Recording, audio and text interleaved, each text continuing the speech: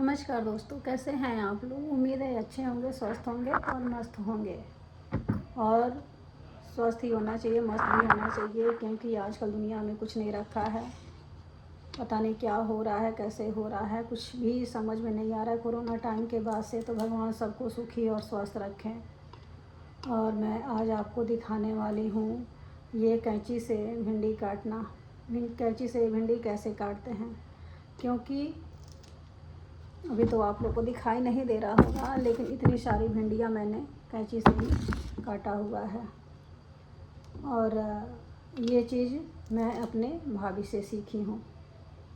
उन्होंने ये मतलब नई नई जब आई थी, जब उन लोग की शादी नहीं हुई थी तो आई थी, तो कैंची से ही मिर्ची काटती थी। मैंने पूछा कि ये क्या है, मतलब ये कैसे काट रही हैं। तो उन्होंने बताया कि मिर्ची मतलब कैंची से काटने के बाद मिर्ची ही काटती थी और कोई सब्ज़ी नहीं काटती थी। लेकिन मिर्ची और भिंडी में कोई फ़र्क है भी नहीं, क्योंकि एक ही जैसे दोनों हैं। और देखिए कितने अच्छे से 2 मिनट के अंदर इतनी सारी भिंडियाँ कट गई हैं। इतनी सारी भिंडियाँ कटी हैं 2 मिनट के अंदर। तो कैंची पर ही बात आई कि उन्होंने बोला कि मतलब कैंची से मिर्ची काटने पे सही रहता है और हाथ में नहीं लगता है। बच्चों के जैसे आँख में छूने से हो जाता है, बच्चों के आँख जो होते हैं ना, वो जलन होती है। या हमें लोग का है, कभी चेहरे पे हाथ चला जाए तो जलन होती है, मिर्ची लगती है। इस वजह से कभी चक्कू हो गया या हंसिया आती थी हम लोग के तरफ। पहले के लोग काटते थे, जैसे अम्मा हो गई, दादी हो गई, बुआ लोग हो गए, तो वो लोग काटते थे। हम लोग भी काटे हैं, छोटे पे हम लोग भी काटे हैं हंसिया से। वो लोहे का आता था, तो स्टैंड वाला आता था, उससे हम लोग भी काटे हैं। लेकिन अब यहाँ पे क्या है कि बाहर जब सिटी में रहने लगे तो चाकू से ही काटने की आदत हो गई। ये नहीं कहेंगे कि नहीं हमने हंसिया से नहीं काटा है, तो इससे, क्योंकि बहुत साधारण से इंसान हैं, हम इंसान हैं, वो भी साधारण से। इतने मेरी औकात इतनी नहीं है कि मैं भाई इतने बड़े बड़े लोगों की बराबरी कर पाऊँ। तो मिर्ची का मतलब कैंची से ही मिर्ची काटने पे बात हुई, तो बहुत अच्छा उन्होंने बताया कि ऐसे ऐसे। बहुत अच्छा लगा कि चलो उन्होंने कुछ तो अच्छा सिखाया। अच्छा लोग करती थी, क्योंकि देखिए गार्जियन के तौर पे वही लोग रहती थी, वही लोग बताती थी कि ऐसे काम करने से ये चीज़ होता है।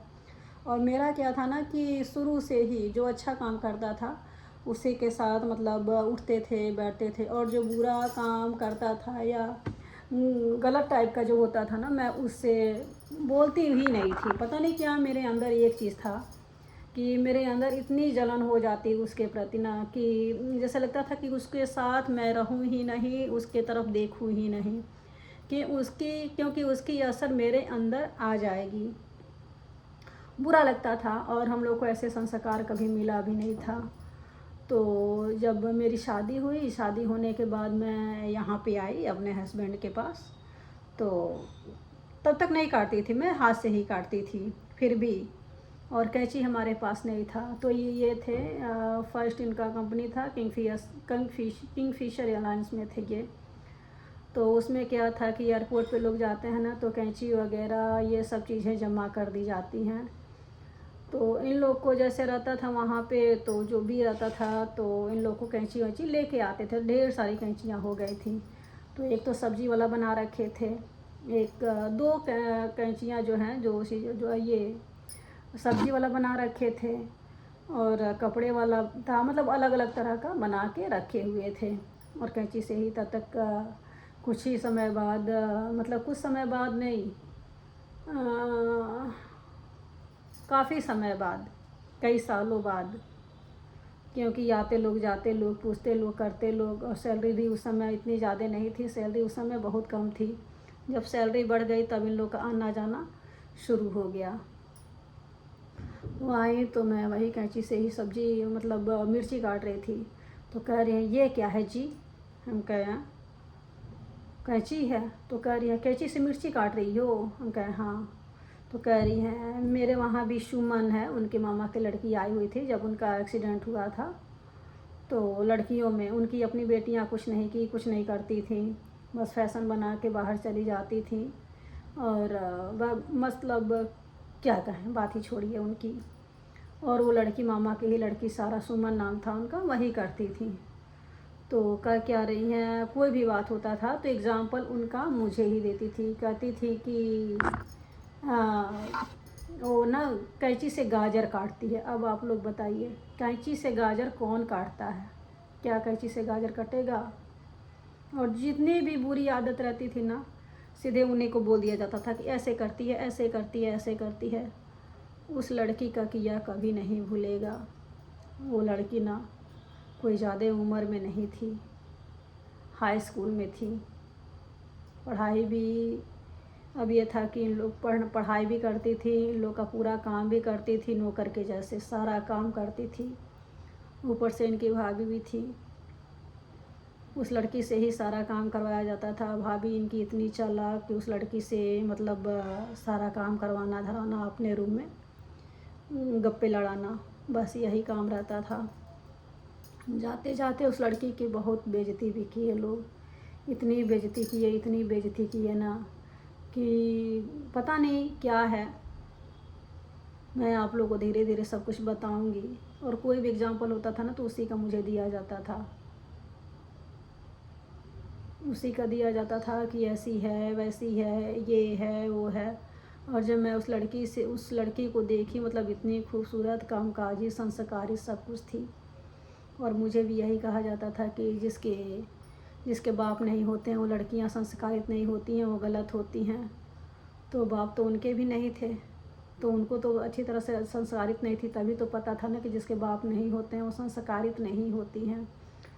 तो भाई जो जैसा रहेगा वैसे ही सोच रहेगी। मुझे नहीं पता था कि जिसके बाप नहीं होते हैं वो लड़कियां संस्कारित नहीं होती हैं। मुझे तो यही लगता था कि जिसके बाप नहीं है वही लड़कियां ज़्यादा संस्कारित होती हैं, क्योंकि उसकी जिम्मेदारी भाइयों पे आ जाती है। जिस भाइयों के ऊपर उसकी लड़की बहनों की जिम्मेदारी आ जाती है ना, वो लड़कियां गलत काम नहीं करती हैं। क्योंकि कहने के लिए हो जाता कि देखो इसके माँ नहीं है, इसके बाप नहीं है, तो भाई हैं, तो ये लड़की इस राह पे चल रही है, ये लड़की उस राह पे चल रही है। अगर मेरी बात गलत हो तो आप लोग कमेंट में ज़रूर बताइएगा। तो मैं जब ये सुनी तो बहुत बुरा लगा कि देखो इन्होंने क्या बोला, ये चीज़ मेरे ऊपर उंगली उठाई थी। हम सीरियसली नहीं लिए थे कि हाँ इन्होंने क्या बोला है, लेकिन मुझे बस इसी बात की हंसी आई कि देखो इनके बाप नहीं है तभी तो ये बात बोल रही हैं। और गुल तो इतना क्या कहें। धीरे धीरे मैं एक एक बात आप लोग के सामने लेके आऊँगी, बताऊँगी भी। क्योंकि आज जो धज्जियाँ ये लोग उड़ा रहे हैं ना मेरा समाज में उड़ा रहे हैं, सोशल मीडिया पर तो नहीं आए हैं, लेकिन समाज में जो धज्जियाँ उड़ा रहे हैं ना वो देखने लायक है। क्योंकि पड़ोसी क्या होते हैं, पड़ोसी के बारे में मैं अच्छी तरह से बताऊंगी कि पड़ोसी क्या हैं और क्यों आते हैं, क्या करते हैं। मैं अगले ब्लॉग में बताऊंगी, क्योंकि ये ब्लॉग बहुत बड़ा हो जाएगा। अपने माँ बाप सक्षम ना रहें, अपने माँ बाप करने धरने वाले, अपने बच्चे करने धरने वाले ना रहें ना, तो पड़ोसी क्या होता है, पड़ोसी मज़े लेने के लिए होता है। और इतने पड़ोसी, ऐसे पड़ोसी ना मेरे साथ आके क्या किए हैं वो भी मैं अच्छी तरह से बताऊंगी। वो भी इनके पड़ोसी, मेरे पड़ोसी नहीं। मैं जहाँ रहती हूँ मेरे पड़ोसी नहीं, मेरे पड़ोसी तो इतने अच्छे हैं ना कि आज दुख पड़ा है तो वही लोग साथ दे रहे हैं, गलत भावना से नहीं, इंसानियत के भावना से। क्योंकि वो लोग भी जानते हैं कि हाँ ये कैसी हैं। और मैं गांव में नहीं रहती हूँ, मैं रहती हूँ शहर में। और ये लोग गांव में ही रह के जो गुल खिला रहे हैं ना, मैं आप लोग के सामने लाऊंगी और आप लोग भी कमेंट कीजिएगा, दिखाऊंगी, बताऊंगी एक एक चीज़। क्योंकि वीडियो लंबी हो जाएगी, वीडियो लंबी होने के बाद जल्दी कोई देखता भी नहीं है। क्योंकि आजकल सोशल मीडिया पे इतने सारे लोग आ गए हैं, कुछ लोग मूर्ख बना रहे हैं, कुछ लोग अपनी सच्चाई दिखा रहे हैं, लेकिन सच्चाई कोई स्वीकार नहीं कर रहा है। तो देखिए अब ये कैंची का तमाशा, ये कैंची से ही काटे हैं। तो कैंची से गाजर भी कटती है, क्या करती है, कैंची से गाजर भी कटती है। और कोई नहीं, मेरी सास की भांजी, अपनी भांजी नहीं, मामा की भांजी है, सास के हस्बैंड के मतलब मामा की लड़की। अपने तो बहुत अच्छे हैं, अपने तो बहुत अच्छे हैं, लेकिन अपने भी क्या अच्छे हैं, कैसे अच्छे हैं, वो भी मैं सोशल मीडिया पे लाऊंगी।